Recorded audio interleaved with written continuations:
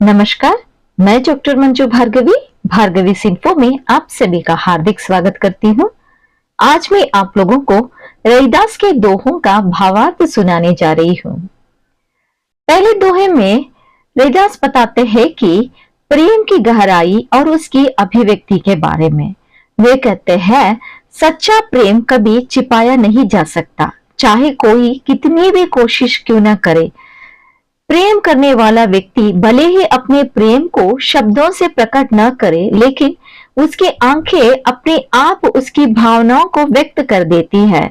जब प्रेम भीतर से उमड़ता है तो वह आंखों से आंसुओं के रूप में बाहर आ जाता है।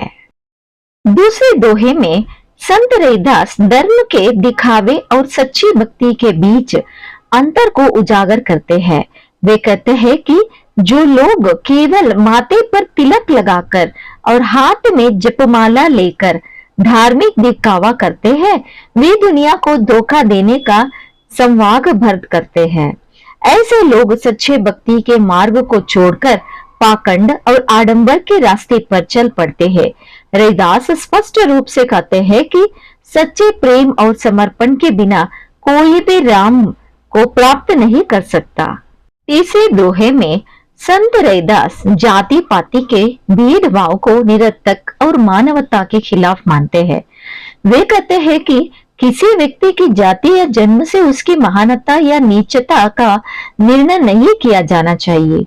रविदास का मानना है कि सभी मनुष्य ईश्वर की संतान है, इसलिए कोई भी व्यक्ति ऊंचा या नीचा नहीं होता। समाज में फैली जातिगत संकीर्णता और भाव भेद का स्पष्ट रूप से वे खंडन करते हैं। चौथे दोहे में संत रविदास कहते हैं कि सभी मनुष्य एक ही ईश्वर की रचना है। जैसे समुद्र की एक बूंद से सब जल बना है, वैसे ही एक ही परमात्मा से सारी सृष्टि उत्पन्न हुई है। जो लोग फिर भी मनुष्य को ऊंच नीच जाति पात या वर्ण के आधार पर बांटते हैं, वे मूर्ख है। वे सच्चे ज्ञान और ईश्वर की एकता के भाव को नहीं समझते। पांचवें दोहे में संत रविदास कहते हैं कि वे प्रेम के मार्ग की पालकी में बैठकर ईश्वर से मिलने चलते हैं। यह प्रेम मार्ग भक्ति और सच्चे समर्पण का मार्ग है।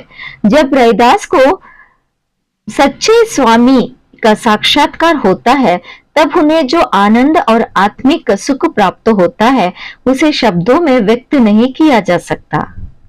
छठवें दोहे में संत रविदास कहते हैं कि यदि कोई जीव की हत्या करके हिंसा करके ईश्वर को पाना चाहते हैं, तो यह कैसा संभव है। ऐसा कोई भी सच्चा संत, पीर, पैगंबर या औलिया नहीं है जिसने यह कहा हो कि ईश्वर को पाने के लिए किसी जीव की हत्या की जाए।